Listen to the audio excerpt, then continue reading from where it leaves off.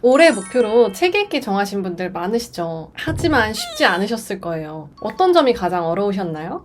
많은 분이 어려워하시는 것 중에 하나는 책 고르기일 거예요. 2023년 한 해 동안 나온 책만 6만 권이 넘는다고 하는데요. 그러니까 하루에 170권씩 매일매일 나오고 있는 거죠. 이 중에서 책 한 권 정말 잘 고르면 내 인생책이 되기도 하는데 책을 잘못 고르면 책에 대한 흥미 잃기 딱 좋죠. 그래서인가 책 고르는 건 유튜브에서 다음 영상 뭘 볼지 고민하는 거랑은 조금 다른 느낌이에요. 왠지 조금 더 고민해서 잘 골라야 할 것 같다는 느낌이 드는데요. 그래서 어떤 책이 좋은 책이다 이렇게 딱 잘라서 제가 말하는 게 조금 부담스럽기도 해요. 하지만 이 영상을 클릭해주신 분들에게 조금이라도 도움이 되기를 바라는 마음으로 정리를 한번 해봤습니다. 오늘은 제가 평생에 걸쳐 책을 읽은 사람으로서 나에게 꼭 맞는 책 고르는 방법과 꿀팁을 6개의 단계로 나눠서 설명해 드릴 건데요. 1번부터 3번까지는 초보자분들, 4번부터 6번까지는 책 좀 읽어봤다 하시는 분들에게 아마 도움이 되실 거예요. 목적이 무엇인가? 친구들이 저에게 이렇게 물어보곤 해요. 책 좀 추천해줘. 근데 그러면 저는 이렇게 대답합니다. 너 책을 왜 읽고 싶은 거야? 많은 분들이 무조건 처음부터 책을 추천받아서 읽곤 하는데요. 사실 저는 그거는 비추천이에요. 왜냐하면 내가 책을 왜 읽는지 그 목적을 명확하게 하는 게 먼저거든요. 그래야 추천을 받아도 제대로 받을 수 있어요. 책을 읽는 목적이 다르면 나에겐 재미있는 책이라도 상대방에게 재미가 없을 수 있어요.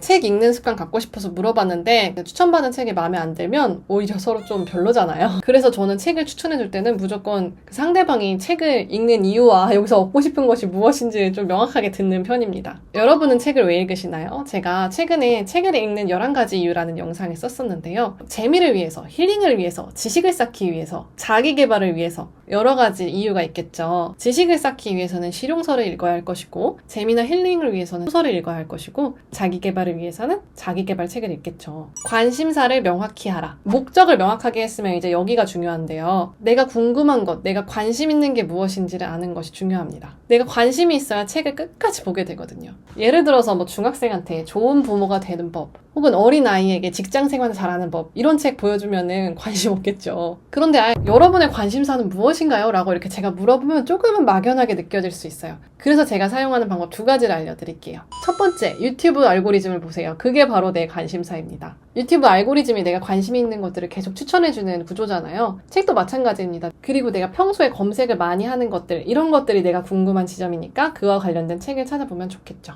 그래도 모르겠다면 도서관의 책 분류법을 한번 참고해보세요. 도서관에서 책을 분류하는 기준을 한국 십진 분류법이라고 하는데요. 이게 000부터 900번대까지 분야를 나눠 놨어요. 사실상 여기에 세상의 모든 분야가 다 있다고 보면 돼요. 그래서 이걸 쭉 훑어보시면서 나는 이거에 관심이 있는 것 같은데? 라고 생각하는 지점이 분명히 나올 거예요. 그리고 그거와 관련된 책을 서점에서 찾아보시는 것도 좋은 방법입니다. 추천을 받으세요. 목적과 관심사가 명확해졌다면 이제 추천을 받으셔도 됩니다. 초보자 수준에서는 추천을 여러 가지 이것저것 받으면서 나의 취향을 알아가는 것도 좋은 방법이죠. 요즘에는 온라인 도서관, 온라인 서점 이런데 AI 서비스가 워낙 잘 발달되어 있으니까요. 이거 참고해보세요.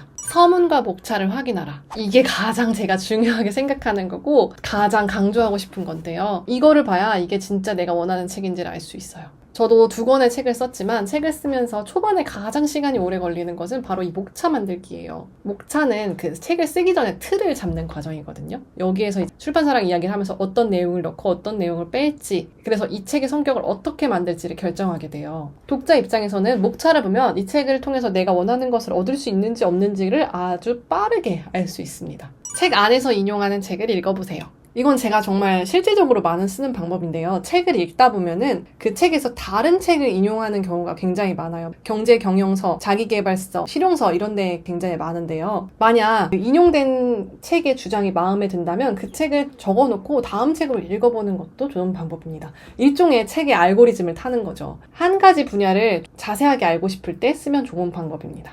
어쨌든 내가 이 책을 읽었다는 것 자체는 이 분야에 관심이 있다는 거고 그 저자가 이 책에 인용한 정도의 책이라면은 읽어볼 만한 가치가 있는 거니까요. 그리고 책을 읽다 보면 어떤 저자의 생각이나 스타일이 나와 비슷해서 내가 이 책을 계속 읽어보고 싶고 흥미가 생긴다 하는 경우가 있을 거예요. 그때가 바로 이 저자를 구독할 때인데요. 인터넷에 찾아봐서 그 저자가 자주 읽는 책들이나 그 저자가 인용한 책들을 한번 찾아서 읽어보세요. 책을 탐험하라. 내가 책 읽는 게 어느 정도의 경지에 올랐다 하면은 사실 내가 원하는 책 내가 알아서 찾아볼 수 있잖아요. 이때 제가 많이 쓰는 방법은 이제 온라인 서점을 찾아보는 건데요. 옛날에는 서점에 가서 이렇게 하나하나 찾아봐야 했지만 요즘에는 요즘에는 워낙에 인터넷 서점에서 어떤 책들이 있는지 그리고 그 책들의 특징이 뭔지를 알 수 있잖아요. 그래서 저 같은 경우에는 이제 분야별로 베스트셀러, 새로 나온 책, 스테디셀러를 한번 쭉 보는 편입니다. 뭐 베스트셀러 같은 경우에도 일간, 주간, 월간 이런 식으로 다양하게 보면은 리스트가 신기하게도 다르더라고요. 그리고 그걸 보다 보면 이 책은 읽어봐야겠는데 라는 생각이 드는 책이 분명히 있어요. 그래서 그 책을 주로 읽어보는 편입니다. 요즘에 워낙에 인터넷 서점이 잘 되어 있으니까요. 이렇게 하나하나 책 눌러보시면서 조금 탐험해보시는 것도 좋은 방법입니다.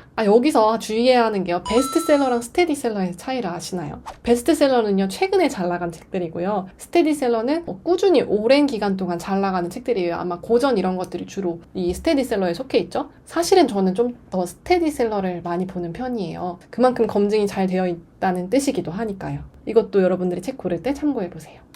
오늘은 나에게 딱 맞는 책을 고르는 방법에 대해서 알아보았습니다. 사실 제가 말한 방법이 꼭 절대적인 것은 아니죠. 하지만 참고해서 내가 원하는 책 찾아보는 데 꼭 도움이 되셨으면 좋겠습니다. 오늘 내용이 도움이 되셨다면요. 좋아요와 구독, 알림 설정 눌러주시고요. 그럼 여러분 오늘도 교양 있는 하루 보내세요.